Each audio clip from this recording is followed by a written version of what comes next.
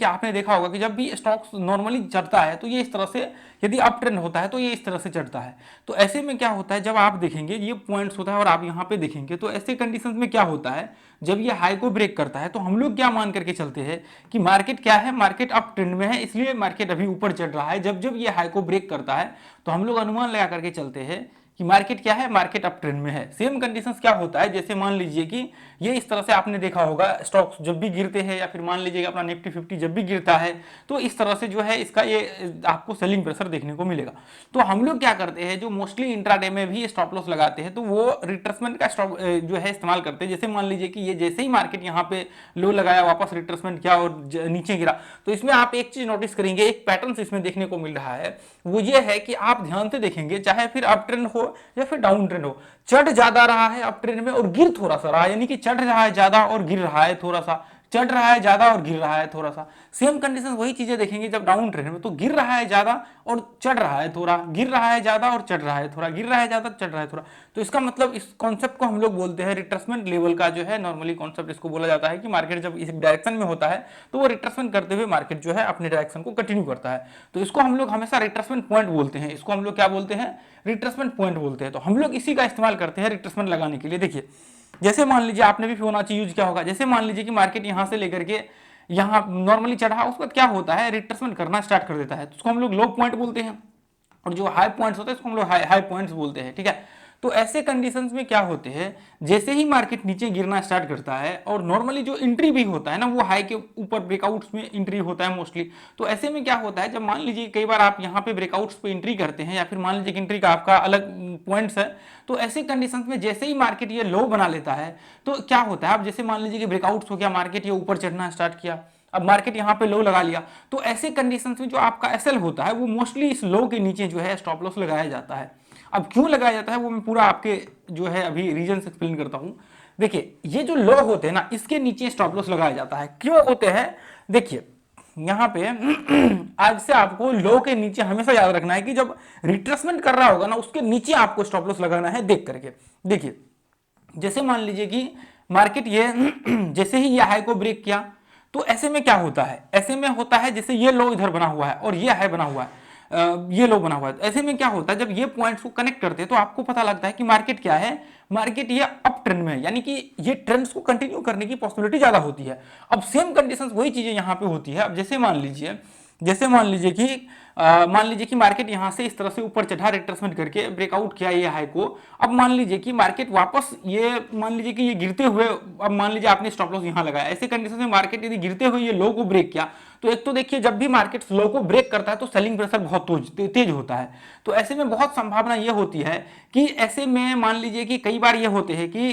एक तो देखिए पहला कंडीशन ये हो सकते हैं कि जैसे मान लीजिए यहाँ पे हाई लगाया, वापस मार्केट ब्रेकआउट किया, आपने एंट्री लिया, यहाँ पे मान लीजिए स्टॉप लॉस आपने यहाँ पे लिया, स्टॉप लॉस हिट कर लिया, तो पहला कंडीशन ये हो सकते हैं कि मार्केट यहाँ पे ये साइडवेज रेंज बना दे। दूसरा कंडीशन ये हो सकते हैं जो बहुत प्रोबेबिलिटी ज्यादा हाई होती है कि मार्केट यहां से ये पॉइंट से नीचे ब्रेक किया इसको, उसके बाद वापस मार्केट रिट्रेसमेंट किया और वापस मार्केट नीचे गिरना स्टार्ट किया, तो ऐसे में बहुत संभावना होती है कि मार्केट ये पॉइंट से इस तरह से एक ट्रेंड बन के वापस मार्केट डाउन ट्रेंड को कंटिन्यू करना स्टार्ट कर दे। तो ऐसे कंडीशंस में हम लोग क्या करते हैं, हम लोग इसलिए स्टॉप लॉस इसके नीचे जस्ट लगा करके चलते हैं जिससे कि हमें ये मालूम रहे कि जो ये ब्रेकआउट पॉइंट है इसमें बाइंग प्रेशर हाई है, बाइंग प्रेशर तेज होगा, और ये जो लो बना हुआ है जब भी मार्केट इसको ब्रेक करेगा तो यहाँ पे सेलिंग प्रेशर तेज होगा। इसका वीडियो हमने बनाया हुआ है, आप जरूर देख लीजिएगा।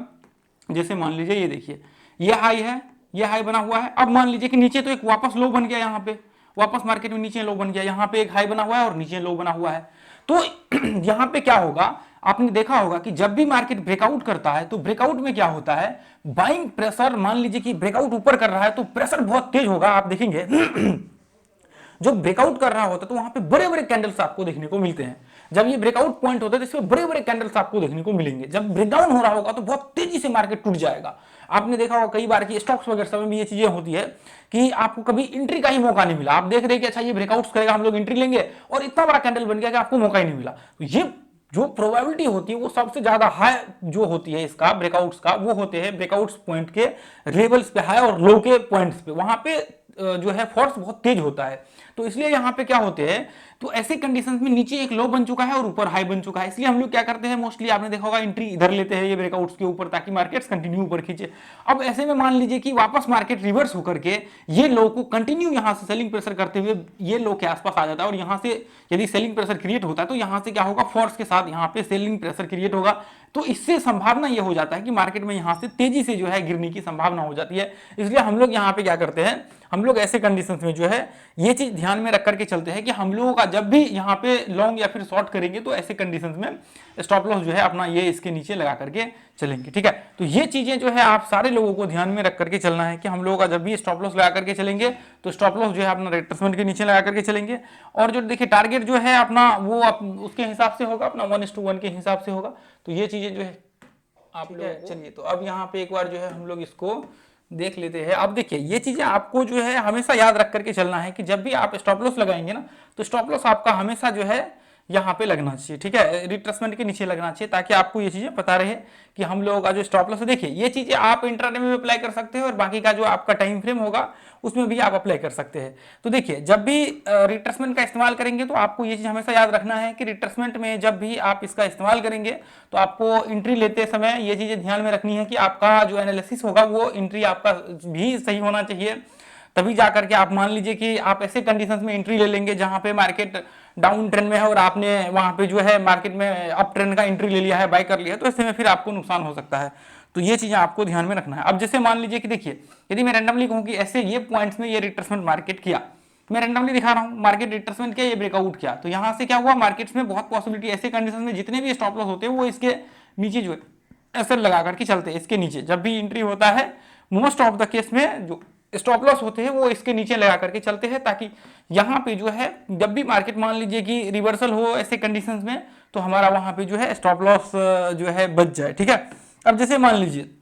देखिए अब यहां से मार्केट नीचे गिरा, ऐसे कंडीशंस में रिट्रेसमेंट किया, तो मोस्ट ऑफ द केस में मान लीजिए स्टॉप लॉस कहां लगेगा, यहां पे लगेगा। मार्केट यहां से नीचे गिरा और रिट्रेसमेंट किया और मार्केट नीचे गिरा, क्योंकि मार्केट ये डाउन ट्रेंड में है, मार्केट नीचे गिर रहा है। देखिए मैं रैंडमली दिखा रहा हूं, तो अब ये पॉइंट्स में स्टॉप लॉस लगा होगा, जिन्होंने एंट्री यहां पे लिया तो स्टॉप लॉस कहां लगा, यहां पे सेल लगाया। अब ऐसे कंडीशंस में क्या हुआ, ध्यान से देखिए मार्केट में क्या हुआ, मार्केट यहां से ऊपर चढ़ गया और कंटिन्यू वापस देखिए रिवर्स होकर के ऊपर चढ़ा। अब वो ऊपर चढ़ने के बाद देखिए कंटिन्यू मार्केट किया और वापस मार्केट रिट्रेसमेंट किया। ऐसे कंडीशन में ये बन जाते हैं अप ट्रेंड, और सेम कंडीशन जैसे मान लीजिए ये यहाँ पे बना हुआ है, यहाँ पे रिट्रेसमेंट किया, ये इस तरह से डाउन ट्रेंड बना, तो सेम चीजें वही यहाँ पे देखिए वापस क्या हुआ, मार्केट कंटिन्यू अप ट्रेंड को किया। तो ऐसे में जब स्टॉप लॉस आप लगा करके चलते हैं आपके परफेक्ट जगह पे, यदि मार्केट वहां से रिवर्स हो जाता है तो ऐसे में बहुत चांसेस होते हैं कि वहां पे आपके जो है लॉस कम से कम हो। ठीक है, मान लीजिए यहाँ पे देखिए, मान लीजिए यहां से मार्केट यहां पे आपने देखा, मान लीजिए किसी ने गलती से यहां पे एंट्री ले लिया, मान लीजिए इधर ही एंट्री ले लिया किसी ने गलती से, तो स्टॉप लॉस कहां लगाना चाहिए, यहां पे लगाना चाहिए, ऐसा यहां पे लगेगा। तो इससे क्या हो जाएगा, किसी ने गलती से ले लिया एंट्री, इधर नीचे ले लिया, कहीं ले लिया, तो स्टॉप लॉस यहां लगाना चाहिए।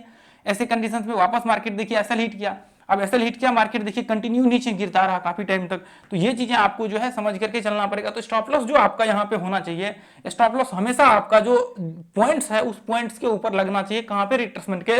जो है नीचे। ठीक है, अब जैसे मान लीजिए कि किसी ने यहाँ पे एंट्री ले लिया, स्टॉप लॉस जस्ट यहाँ पे लगा दिया, स्टॉप लॉस एसएल यहाँ पे लगा दिया, तो अभी क्या हुआ, मार्केट यहाँ पे एंट्री हुआ, अब वापस क्या हुआ, मार्केट रिट्रेसमेंट किया। ऐसे कंडीशंस में यदि मान लीजिए कि नीचे गिरता है तो यहाँ से सेलिंग प्रेशर तेज हो जाता है, ऐसे में सेलिंग प्रेशर क्या होता है, तेज हो जाता है। अब तो यहाँ से नॉर्मली रिट्रेसमेंट किया और वापस मार्केट देखिए सेलिंग प्रेशर थोड़ा सा यहाँ पे देखने को मिला, वापस मार्केट कंटिन्यू किया और कंटिन्यू अपने मार्केट जो है ट्रेंड को किया। तो ऐसे कंडीशन में क्या होता है, जब स्टॉप लॉस आप सही जगह पे लगा करके चलते हैं, मान लीजिए ऐसे कंडीशन में आप स्टॉप लॉस लगा करके चलते हैं, तो आपका यहाँ पे जो है ज्यादा से ज्यादा चांसेस होते हैं कि आपका यहाँ पे जो है नुकसान कम से कम हो और आपके जिस डायरेक्शन में आप यहाँ पे ट्रेड कर रहे हैं वो डायरेक्शन आपका जो है यहाँ पे सही हो और यहाँ पे आपके लॉसेस कम से कम यहाँ पे होते हैं। तो ये चीजें देखिए यहाँ पे मैं अभी देखिए ये तो 5 मिनट का चार्ट है, मैं आपको 1 घंटे का चार्ट लगा करके यहाँ पे दिखा देता हूँ। आप एक बार देख लीजिए 1 घंटे के चार्ट में आप ये चीजें देखिए 1 घंटे के और जितने भी टाइम फ्रेम है सारे टाइम फ्रेम में आप जाकर के टेस्ट करिएगा। आप ध्यान से देखेंगे, देखिए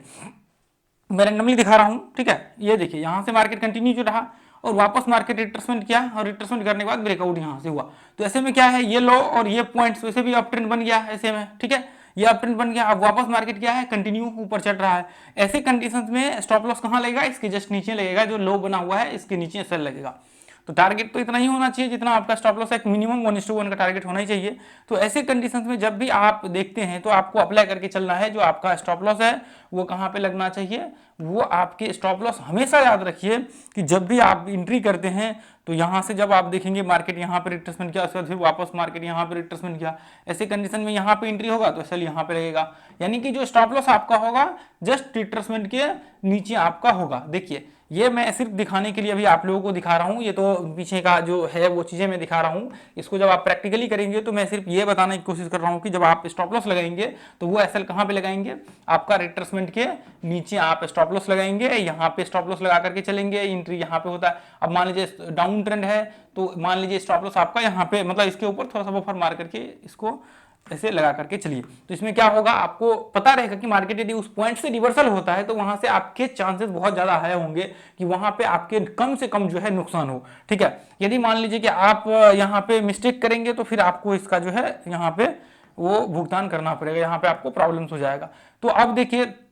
अब मान लीजिए यहाँ पे देखिए, जैसे मान लीजिए कि अब कई बार क्या होते हैं, अब मान लीजिए कि यहाँ पे ये इस तरह से देखा इतना रिट्रेसमेंट कर लिया, तो वो भी आपको पहले रिट्रेसमेंट का नॉलेज होना चाहिए कि रिट्रेसमेंट इसके लिए आप होना चाहिए कि अपना वीडियो देख सकते हैं रिट्रेसमेंट वाला, वो जाकर के चेक कर लीजिए। तो ये चीजें आपको पता होना चाहिए कि कितना मार्केट रिट्रेसमेंट करेगा, कितना पे हम लोगों को एंट्री करना चाहिए। ये 3 चीजें बहुत इंपॉर्टेंट होता है, एंट्री, सेल, टारगेट, ये आपका बहुत इंपॉर्टेंट और बहुत मायने रखता है मार्केट में। यदि ये 3 चीजें आपको पता चल गया तो आप मार्केट्स में काफी हद तक जो है मार्केट्स में एक चीज समझ सकते हैं कि हमें किस हिसाब से एंट्री करना चाहिए, स्टॉप लॉस कितना लगाना चाहिए, टारगेट हमें कितना लगाना चाहिए। अब देखिए ऐसा नहीं है कि आपने यहाँ पे स्टॉप लॉस देखा और नॉर्मली लगा दिया, स्टॉप लॉस भी हर कंडीशंस के हिसाब से लगाए जाते हैं। मान लीजिए कहीं पे हो सकता है स्टॉप लॉस बड़ा भी बन जाए और वहां पे पॉसिबिलिटी है कि टारगेट्स बड़े आ सकते हैं, तो वहां पे आप लगा सकते हैं। आप बहुत सारे ऐसे कंडीशंस होते हैं जहां पे हमें पता होना चाहिए कि मार्केट्स में ये ऐसा पॉइंट है जहां पे हम लोग 1:1 का ही लगा करके चलेंगे, जहां पे छोटा स्टॉप लॉस हमारा रहेगा तो टारगेट आने के चांसेस बहुत है कि यहाँ पे 1:1 हिट हो, उसके बाद वापस मार्केट रिवर्स हो जाए। तो वो चीजें आपको पता होना चाहिए। वो चीजें कहां से आएंगी, वो एक तो एक्सपीरियंस से आएगा जैसे जैसे आप वॉच करते रहेंगे मार्केट को, और दूसरा चीज ये है कि आप वीडियो देखते रहिए अपना इस चैनल का, और मैं बहुत सारी चीजें ऐसी शेयर करूंगा जो आप लोगों के लिए काफी जो है वो आसान होने वाला है और आसान होगा, और उसको सीख करके आप प्रैक्टिकली करेंगे